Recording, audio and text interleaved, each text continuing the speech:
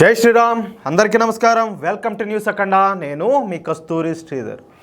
ఈ దేశంలో పుట్టి ఈ దేశానికి జై హిందులు కొట్టకపోతే, భారత్ మాతాకి జై అనకపోతే ఇంకా వాళ్ళ బతికెందుకుయా? నేను ఇంకో మాట చెప్తా. ఈ దేశంలో పుట్టినటువంటి కొంతమంది పొరంబోక మండలు పాలస్తీనాలకు పాకిస్తాన్లకు జైలు కొడతారు, కానీ భారత్ మాతాకి జై అంటే తప్పంట. చూడండి, న్యూస్ చూడండి ఒకసారి. వీళ్ళని దేంతో కొట్టాలో తర్వాత మాట్లాడదాం. కేంద్రపాలిత ప్రాంతమైనటువంటి డామన్ డయ్యూలో ఒక దారుణమైనటువంటి ఒక సంఘటన ఒకటి చోటు చేసుకునేది. ఓ ఆంగ్ల పాఠశాలలో భారత్ మాతాకి జై, జై హింద్ అని చెప్పి నినాదాలు చేసినందుకు అక్కడ ఉన్నటువంటి ప్రిన్సిపాల్, వాడి పేరు వచ్చేసి ఎడ్మండ్ మస్కర్నాస్. ఏం వాడి పేరు, వాడి ముఖం, అసలు వాడి పేరులోనే అర్థమైపోతుంది ఓడిలో ప్రవహిస్తుంది భారతీయ రక్తం కాదు అన్నట్టు. అక్కడ ఉన్నటువంటి విద్యార్థులను చావగొట్టినాడు. ఈ విషయాన్ని అక్కడ హిందూ సంఘాలు బయటికి తెచ్చి తీవ్రమైనటువంటి ఆందోళన చేశారు. దీంతో ఆ ప్రిన్సిపాల్ పైన కలెక్టర్కి ఫిర్యాదు చేసినారు.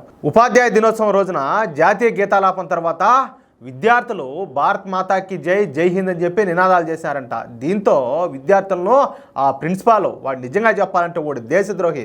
నన్ను అడిగితే వాడిని నిట్ట నిలున చీల్చేసినా, లేకపోతే వాడిని పాతేసినా కూడా, లేకపోతే వాడిని ఏం చేసినా కూడా తప్పులే. లేకపోతే భారత్ మాతాకి జై అంటే కొట్టడం ఏందియా? నేను ఇంకో మాట చెప్తా, నేను కొన్ని వీడియోస్ చూపిస్తా చూడండి. భారత్ మాతాకి జై అనే వాళ్ళని కొడతారు, కానీ నేను ఇంకొక మాట చెప్పేదా, ఇంకొక వీడియో చూపిస్తా చూడండి.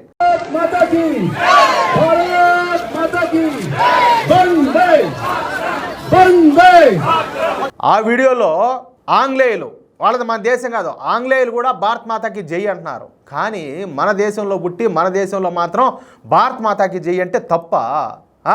మళ్ళా ఏంది వీళ్ళు, మళ్ళీ ఈ దేశంలో పుట్టి సకల సదుపాయాలు అనుభవిస్తా కూడా మన దేశంలో బ్రతుకుతా, ఈ గాలి పిలుస్తా, అన్ని ఇంకా వీళ్ళని ఏమనాలా కూడా నాకు అర్థం కాల. వీళ్ళు ఎవరికి పుట్టారో కూడా వాళ్ళకి వదిలేస్తున్నా.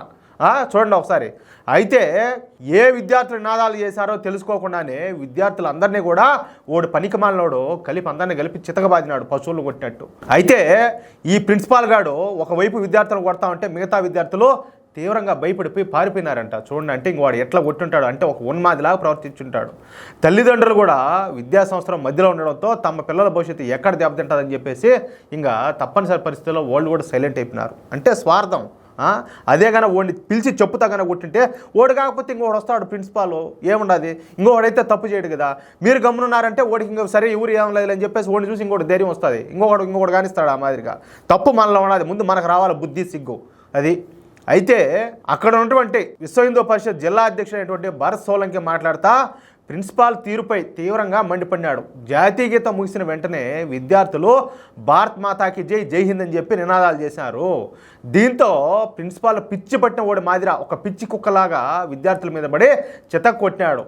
తామని ఏమీ చేయొద్దని చెప్పేసి విద్యార్థులు ఒక పక్క వేడుకుంటా ఉన్నా కూడా ప్రిన్సిపాల్ ఏ మాత్రం ఖండించకుండా, జాలి చూపించకుండా మరింత రెచ్చిపోయి చితకబాదినాడని చెప్పేసి విద్యార్థులు పేర్కొన్నారు. చూడండి ఎంత దారుణంగా ఉన్నది ఈ ఘటన. అసలు అలాంటి వాళ్ళని ఏమి చేయాలో తప్పనిసరిగా కామెంట్ రూపంలో మీ అభిప్రాయం తెలియజేయండి. చట్టాలు ఇంకా కఠినతరం కావాలని చెప్పి నేను మొత్తుకుంటాను. ఎందుకే ఇప్పుడు చెప్పాలంటే వీడు కూడా దేశద్రోహి. భారత్ మాతాకి జై అంటే తప్పేందిరా లమిడి కొడక? ఎవడికి పుట్టావరా నువ్వు? ఏ దేశం వాడికి పుట్టావరా లఫ్యంగే? తునియవ్వ. ఈ వీడియో నచ్చితే దయచేసి ప్రతి ఒక్కరు కూడా లైక్ చేయండి. తప్పనిసరిగా ఈ వీడియోను 10 మందికి షేర్ చేయండి. అలాగే ఇంతవరకు మా ఛానల్ సబ్స్క్రైబ్ చేసుకోకపోతే దయచేసి ప్రతి ఒక్కరు కూడా సబ్స్క్రైబ్ చేసుకోండి. ప్లీజ్ సపోర్ట్ చేయండి. జై శ్రీరామ్.